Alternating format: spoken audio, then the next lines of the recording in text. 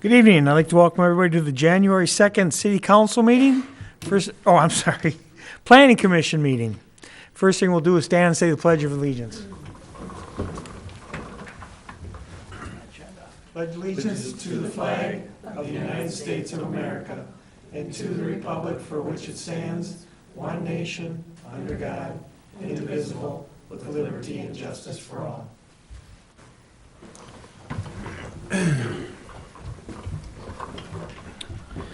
Okay, can we get a roll call, please?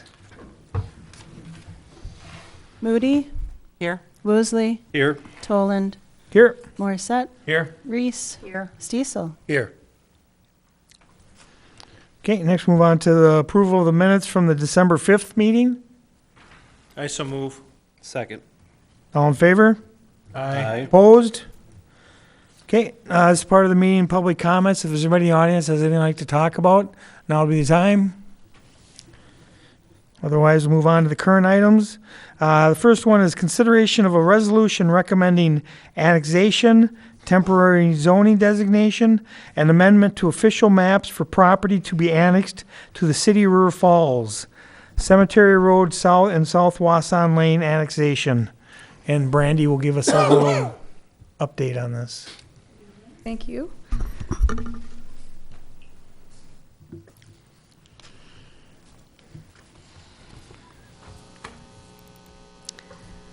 Okay. Well, Mayor and City Council, the staff received an application from the Apostolic Church back in, I think it was on Halloween, to annex these 3 parcels into the city. And this is Cemetery Road here, and Wasson Lane here, right about the roundabout. And at that time, the application packet hadn't been signed by all parties, so it wasn't actually a complete petition until December 20th. So that is why it's becoming before you now.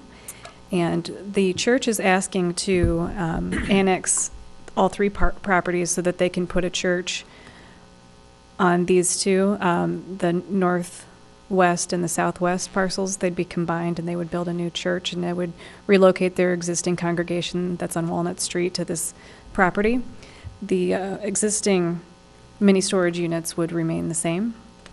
So this is coming to you as a unanimous petition, which means that all property owners involved are in favor of coming into the city. So one of the things that your job to do is consider whether or not this is in the best interest of the citizens of River Falls, and also to consider what the zoning should be if it were to come into the city.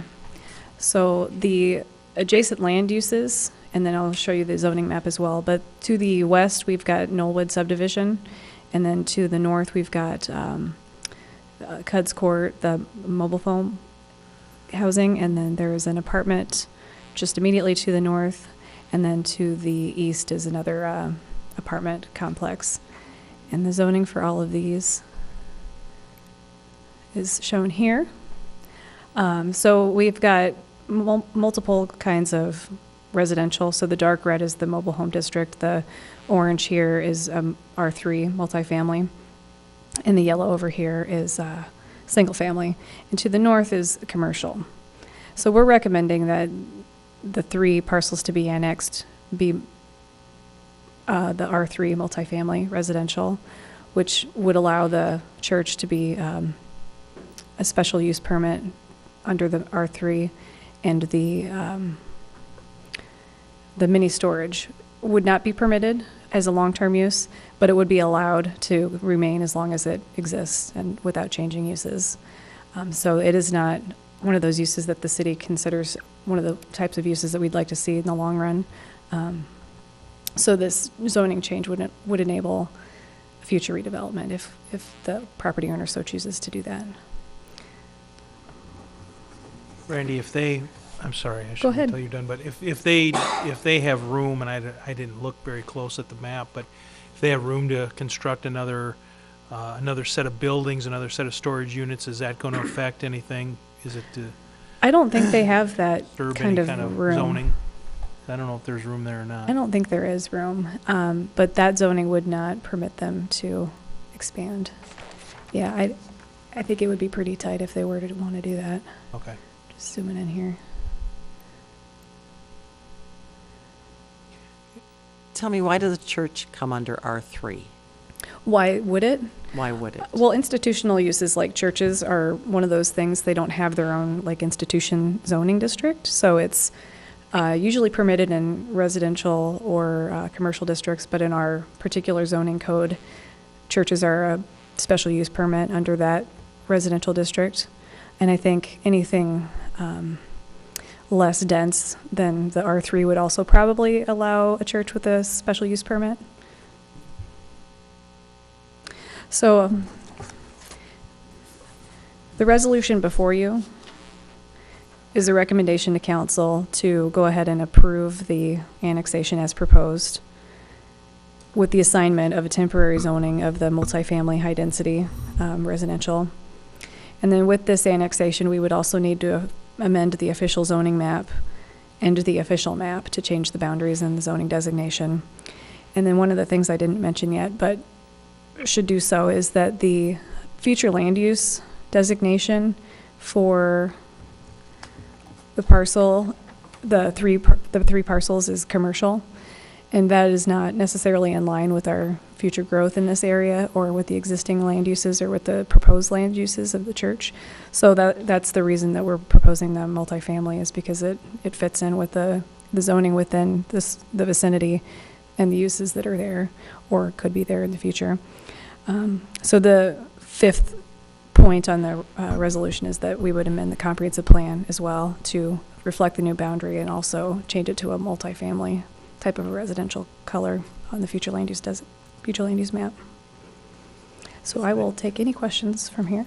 I think it's pretty obvious that this is the case, but city services, sewer, water, electric are all right there. There's not going to be a extra run or anything we have to do Correct. there. I would assume they're across the road or even to the east.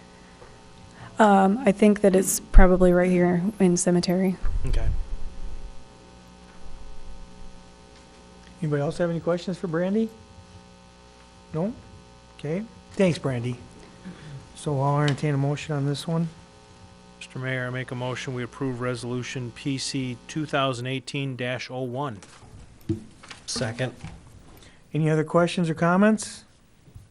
All in favor? Aye. Opposed?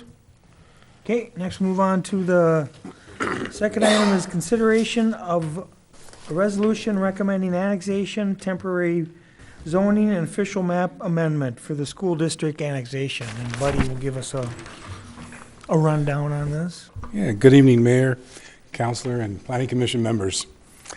I was going to come and bring these big maps and put them up front, and they said, no, we got great technology here. So I made them smaller.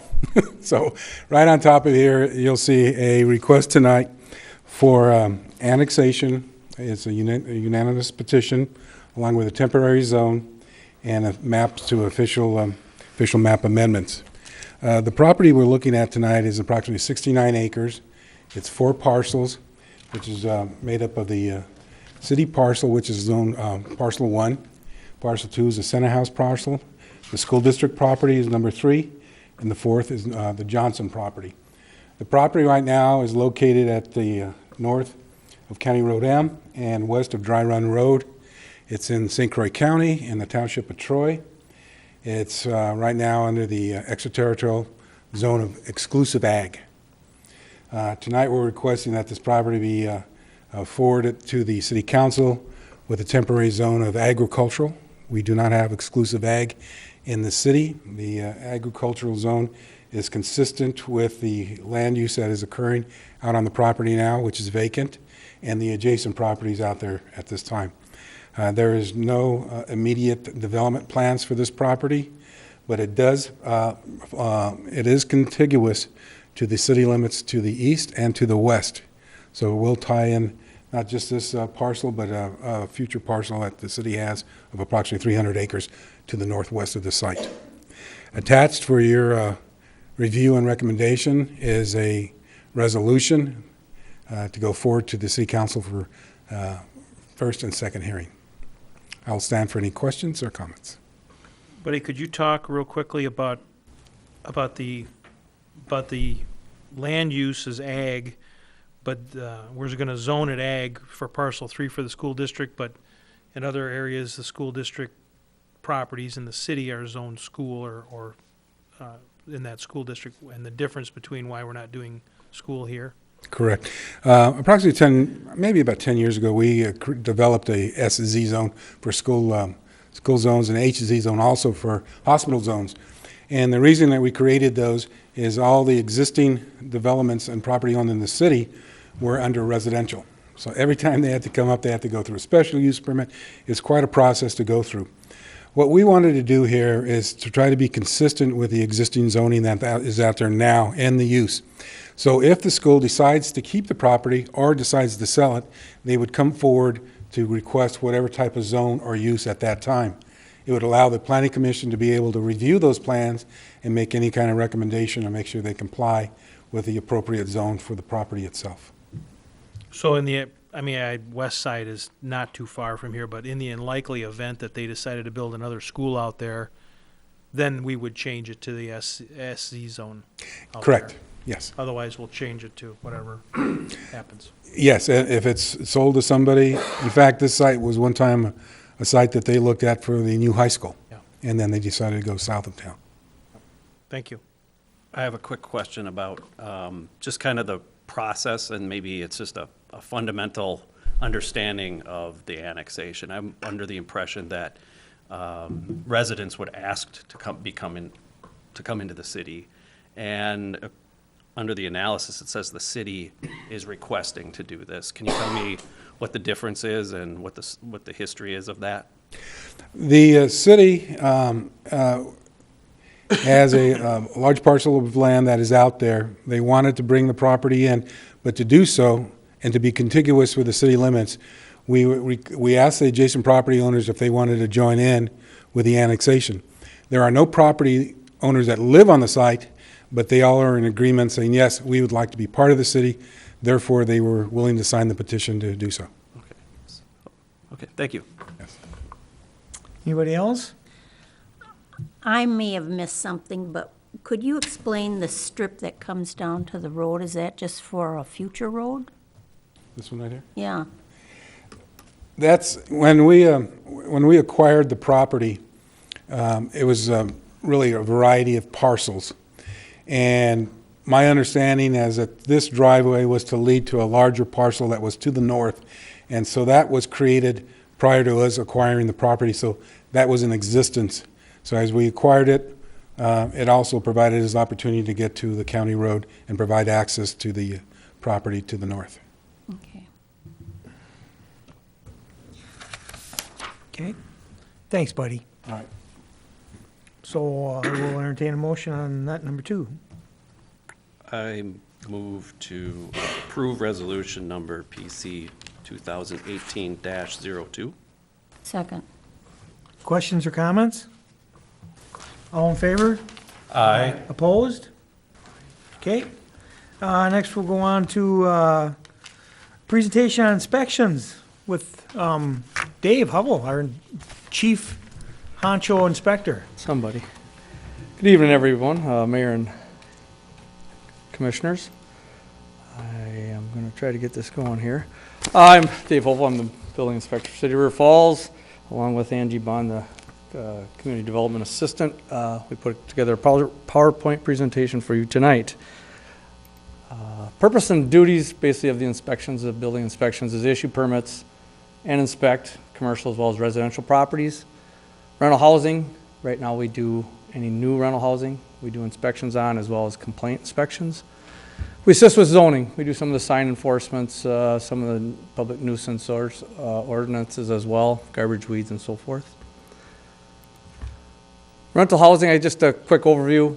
This basically tells you the number of rental housing. There's 2,250 rental housing units. And what would be my unit is a house is a unit, and a 30-unit apartment building is 30 units. So we get 2,250. It just shows you the breakdown. One thing about rental housing that's coming up that was passed back in, I think, 2005 is the R1 zone. Maximum you can have in any rental unit was 4 unrelated people changed to, but there were some that were grandfathered into 5 and gave them a 15-year sunset clause. That will be coming up in 2020, so we'll probably be notifying them either this year or the beginning of next year that they'll have to reduce the number of occupants in their unit. Building permits, just a real quick overview. We did 251 permits this year. If you add that up, it only equals 248. But what it is there's 3 raising permits. We had 3 buildings taken down. 2 were single-family homes, and 1 was the old coffee shop on the north end where I believe something's going here in the near future. I won't say exactly what it is. New homes. New home permits, as you can see, we're up probably 8 from last year. This is a picture out in Village of Sterling Ponds. I have 1 permit that's been pulled out there. There actually is a total of 26 lots that were brought into the city or added to the numbers. Prior to the start of this year, we had 75 lots available. In other words, about a year and a half's worth of new homes, and then we'd be done. We had a 27 here in the villas. 1 picture I didn't have is Knollwood out by this high school. 38 lots were added there. Here, this is the only permit pulled out of those 26 lots. In Knollwood out by the high school, I have 6 permits pulled out of the 38 lots that were added to the city. Values, you can see what the values were. We're up a little bit. Of course, we had more permits issued this year. This house is up on Boulder Ridge. There are originally 73 lots up there. I believe there's 15 vacant lots available right now left up there, and this was the only permit pulled up there for 2017. I just did a quick, that was the only part, I didn't have time to do more, but here's a chart just showing the cost of new homes, or the total cost of construction for new homes on the left for each year. They're pretty level. Then you go over to the average for the 5 years. On your right side is the average. Sorry, it isn't a little larger. And it's kind of tiers up. Well, you got to remember back in, I think it was 2011 was our lowest year for new homes. We only had 17 new home permits issued in 2011. And we have slowly built up from there. And over the past couple of years, basically hung around 50. This year we're up to 59. So we're doing well there. This is Highview Meadows. Of this subdivision, there's 40 original lots. There's 4 vacant lots left. And there's two that were pulled this year, Chippewa Valley Technical College one, and then another contractor pulled the other one. Chippewa does 1 new home a year. They have a Light Woods Technique program, and they build one every year in the city. So they jump around and get a lot wherever they can get a good deal. Types of homes being built, just so you know. This is a slab on grade home. A lot of them have been built. Those are new. Some are bigger, some are smaller. We got split levels are probably the biggest one that are going. Split level, unfinished basement, basically your good starter home. And then we're starting to get twin homes again. Along 29, we have twin homes built. So, this is Stonebrook. There's Stonebrook PUD, the first edition. There's only 19 single-family lots along Cemetery Road in Greenwood Valley, and the rest were multifamily. These are both slab on grade, believe it or not. The 2-story is slab on grade, and then there's a slab on grade. That's kind of the thing. The big thing is a lot of slab on grades. Unusual. So there's 1 vacant lot left in this subdivision. I had 3 permits pulled in that subdivision. This is probably the hottest subdivision, the Spring Creek South. On the left, again, that's your standard split level that you're going to see out there. Unfinished basement, and on the right, you're along that ravine that comes off of 29 and goes down to Smith Circle, somewhere in there. A little bit bigger units there being built. 55 lots were added to the city from the subdivision, and so far 36 permits have been issued in that subdivision in 1 year. So we got 19 lots available there. We did do a little multifamily. Well, actually, we had no multifamily permits issued this year. I did finals for this 4-plex in Stonebrook, as well as there's an 8-plex. This one, they sold the units. They're sold off to people. These are actually for townhomes, not condos. So they buy the unit themselves. There's some issues we got to deal with there. And then just north of this, back there in the Stonebrook, there's an 8-unit that's turned into rentals that was built also. Commercial buildings, these are just new commercial. We did 5 this year, 6 last year, as you can see. Of course, last year we had a little bit bigger projects than this year. So there's a little bit of difference in the values of it. Downtown, we still get, this is just, I don't talk about too many of the remodels, but this is something downtown on Main Street. You still continue to see businesses upgrading their storefronts and/or, in this case, it was Moonshiner's a bar. It still is a, bar, but it's more of the restaurant bar. They added a kitchen in this building, so it's one of the things that keeps me busy. And then I'm just gonna hit the commercial projects that were either pulled this year or last year and final this year. This is the new one, of course, the Dollar Tree, 9,000 square feet. Just gave you a value on what it's gonna take. Lina Health Clinic, the clinic was built, and then when they got that done, they decided that I don't know if it was the doctors or who didn't want to walk from the hospital to the clinic out in the outside. So they did add the link, which is the gray area right back. I don't know if I get right here is the link. It's just a hallway that goes from the hospital to the clinic. Keeps everyone dry anyway. The incubator building, I think it's the city university in the state of Wisconsin. That one. And CVTC. And CVTC, thank you, okay. As you can see, the price there, I have inspected it. They do not have stairs to the mezzanine yet. There was a little hiccup in who was going to order it. But for the most part, it's been sheetrocked, and I think the main level is, I'm guessing, another month they might call. I haven't heard, but they were close. These were last year's permits, but we finalized them this year. I just thought I'd show them. There's on the left, of course, is the lab complex. That's in our industrial park, or our corporate park. It's got the greenhouse to the left, and then they got a big wind tunnel in there, which is kind of interesting. I haven't seen it yet, but inside the lab, they actually spray product, and then they got a big wind tunnel, and they shoot laser lights to see how the spray spreads out and reacts. It'd be interesting to see. And then on the right is their field facility, basically their tractors and their equipment to go do their spraying. Just a couple additions I thought I'd throw in here. Best Made Cookies, they had 21,000 square feet, basically another production area to keep baking cookies and whatnot. And then NCCM added on about, they doubled, or 50% of what their size was now, 14,000 square feet they added. And then Turnkey, I added them in there just because, of course, first of all, I haven't done a presentation in a couple of years, but they were issued a permit in 2016, and we gave them occupancy in 2017. So that's kind of some of our growth. That's it. Any questions? Anybody got questions? I'm wondering how it compares to the surrounding communities. River Falls, do you have any idea? I guess I've never compared to like Hudson and whatnot. Hudson, they're probably growing just because they're on 94.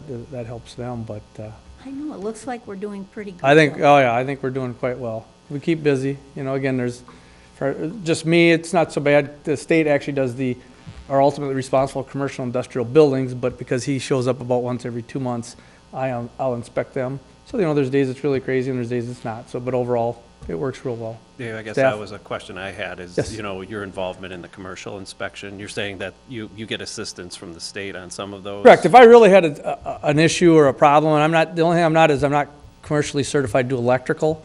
So if I still kind of peek at it, but I can't say fix this, fix that. Mm-hmm. But then I can call Steve Rasmussen, he's a state electrical inspector, and then it's Joe Murchak is our state commercial building inspector. So again, there's times I want assistance here.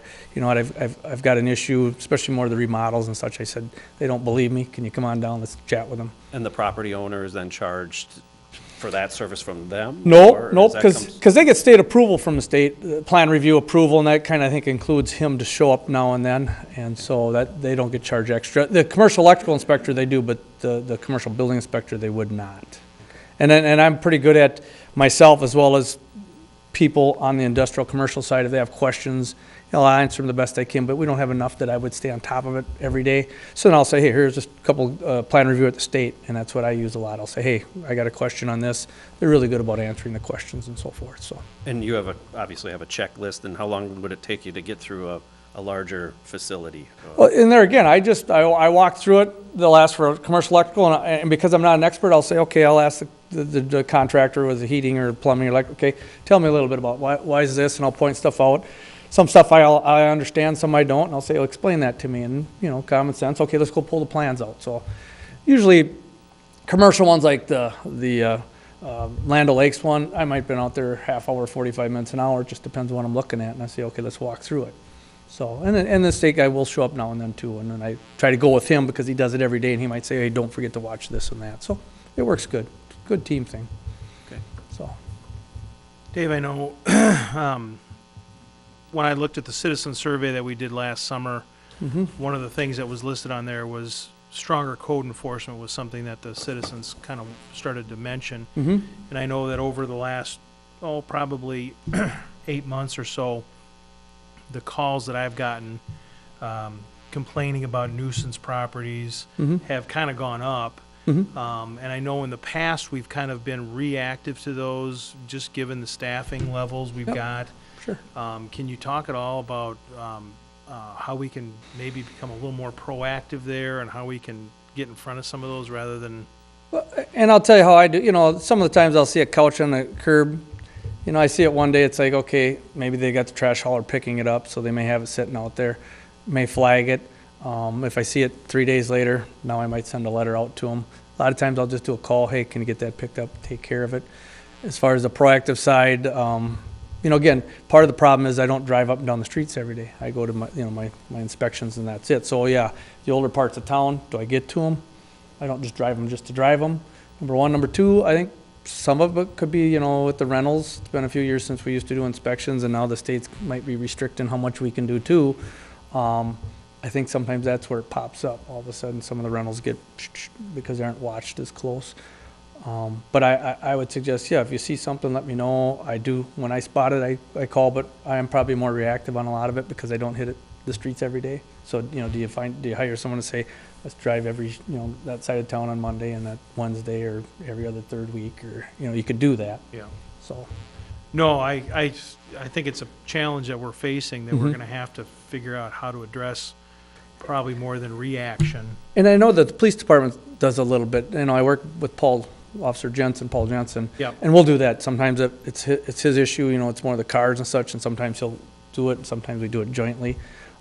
I guess you can, I can mention to him, hey, if you see things, don't be afraid to give me a call. And he probably does like I do. I mean, you could comb the city every month and probably keep finding stuff. So Yeah. it's a matter how detailed we want to get it. Yeah, and I Yep. would agree. I don't know that we want to go overboard with it, but I think Mm-hmm. based on the citizen survey response and the calls that I've been getting, we may want to start to consider how we up our game a little Yep. bit there. Yep. we And I can. know you're limited with staff time. I know that's, But I'll just, I can try to keep an eye open, but I do, but again, it's that fine line, how much do you pick on every little thing, or is it like, okay, well, how long has it been there? That's another thing. I see it, and it's like, it's been there 2 weeks, 2 months, of course, grass growing up all over, it's pretty obvious, and I probably would flag it, so. well, there's that house in Gulfview that I think I'd spend a lot of time inspecting on that one. Yeah. so. Yeah. Clean up their yard. Yeah, yeah. Any other questions? All right, thank you. Thanks, Dave. Okay, next thing is calendar. Our next planning commission meeting is February 6th, so everybody knows to be here. That's about it. I move we adjourn. Second. All in favor? Aye. Opposed? We are adjourned.